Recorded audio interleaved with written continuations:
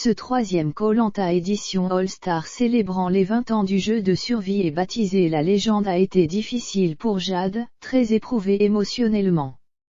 L'aventurière a toutefois puisé toute la force possible en elle et s'est hissée jusqu'en finale. Elle s'est toutefois inclinée aux portes des mythiques poteaux, échouant à l'épreuve de l'orientation. Un joli parcours pour celle qui a souhaité abandonner le jeu à plusieurs reprises et ce dès les premiers jours. Elle s'explique. Mardi 7 décembre 2021, TF1 diffusait l'avant-dernier épisode de Koh-Lanta, La Légende.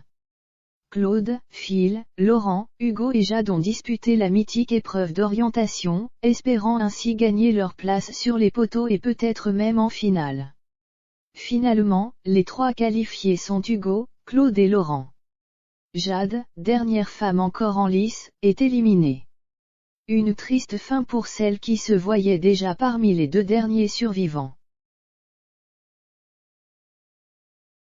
En interview pour purepeople.com, l'aventurière se livre sur cette troisième expérience à l'autre bout du monde. La séparation avec son adorable petite fille, la vérité sur le dernier vote de Claude, sa ressemblance avec un célèbre footballeur, les raisons de son envie d'abandonner ou encore ses clashs avec Alix, Jade dit tout. Que se passe-t-il dans votre tête lorsque vous comprenez que c'est fini pour vous? Je me dis, mais qu'est-ce ce que j'ai été nul. Rire. J'ai été déçu de moi. Il ne me restait que cette étape à passer, et je l'avais déjà passée 2 fois avec succès. La 3e fois, je n'ai pas réussi. J'ai voulu y aller sans stress, j'ai voulu prendre mon temps. C'est peut-être ce qui m'a fait perdre. Si j'avais passé l'étape de l'orientation, j'étais assuré d'être finaliste. J'étais sûr que je gagnerais les poteaux. Je maîtrise l'art de rester immobile comme ça. Et puis, face à des garçons ça aurait été d'autant plus simple. Vous estimez que l'épreuve des poteaux est plus facile pour une fille. Le centre de gravité des filles est beaucoup plus bas. Donc la stabilité et l'équilibre sont meilleurs que pour un garçon. Forcément vous êtes la dernière femme de ce Koh-Lanta, La Légende, comment le vivez-vous? Ce que je cherchais, c'était surtout la victoire, pas d'être la dernière femme. J'ai essayé d'apporter un peu de féminité dans ce carré final. J'ai réussi à m'introduire dans une alliance d'hommes qui était hyper forte. Quand je vois Phil voter contre Hugo à mon profit, je me dis que j'ai créé des liens forts.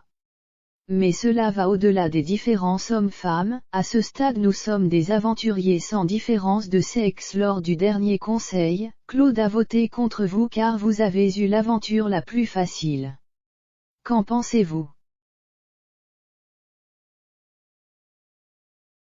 Ça me fait bien rire. Rire, je pense que Claude a dit ça en comparaison avec le parcours des Hugo, qui a passé du temps sur l'île des bannis. Mais ce vote de Claude n'était pas forcément nécessaire. Je connais la vérité. Rire, quelle est cette vérité? Je pense qu'on le comprend dans les épisodes. Claude est pour l'élimination des Hugo, au même titre que Phil et Laurent. Mais il a voulu la jouer sport, d'autant que son vote n'allait pas changer la donne. Il a dû se dire qu'il ne voulait pas accabler Hugo, mettre toutes les voix sur lui. Plus tôt dans l'aventure, vous semblez ne pas vous entendre avec Alix. Une dispute a même éclaté. Que s'est-il passé? Avec Alix, on ne s'entendait tout simplement pas. Ça ne matchait pas, c'est une question d'énergie peut-être. Ça doit arriver dans pas mal de saisons. On n'avait pas la même vision du jeu. Elle voulait avancer coûte que coûte par n'importe quel moyen.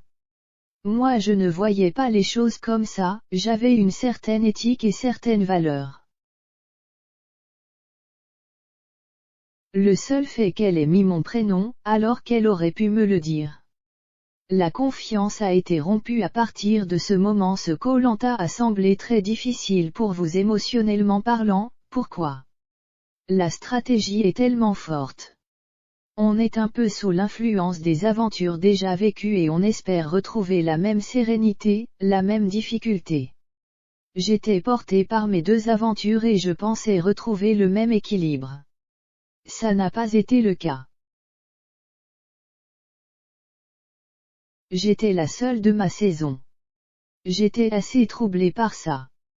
Et puis je n'arrivais pas à me trouver de connexion, déjà sur le camp des filles. Quand j'ai vu que Karima, sportivement prête, était éliminée, je n'ai pas compris pourquoi. Éliminer les plus forts, c'est ça la mentalité. Et l'élimination de Namadia, ça a été le coup de massue. Il ne voulait pas voter contre un rouge donc pas contre Alix, c'est moi qui a insisté. J'ai ma part de responsabilité dans son départ. J'avais l'impression d'avoir volé l'aventure de Namadia qui avait une longue route à suivre encore. Vous avez laissé votre petite fille.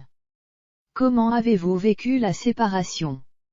Au début, je ne voulais pas partir parce que j'allaitais encore ma fille. Je ne savais pas comment elle allait réagir. Je suis hyper fusionnel avec elle. Alors le fait de ne pas avoir sa maman pour dormir avec elle tous les soirs. Ça m'a beaucoup fait hésiter. Et puis aussi ne pas savoir si elle va bien. C'est une angoisse perpétuelle. Sur place, je me suis demandé pourquoi je m'infligeais ça. Sachant que j'avais déjà gagné Koh-Lanta. Dans le jeu, on est face à soi-même, face aux émotions, à la douleur loin de ma fille. Énormément de choses se passent dans la tête sur les réseaux sociaux, certains vous comparent au footballeur Matteo Ganduzzi. Qu'en pensez-vous? Rire. Ça m'a beaucoup fait rire. C'est les cheveux bouclés peut-être.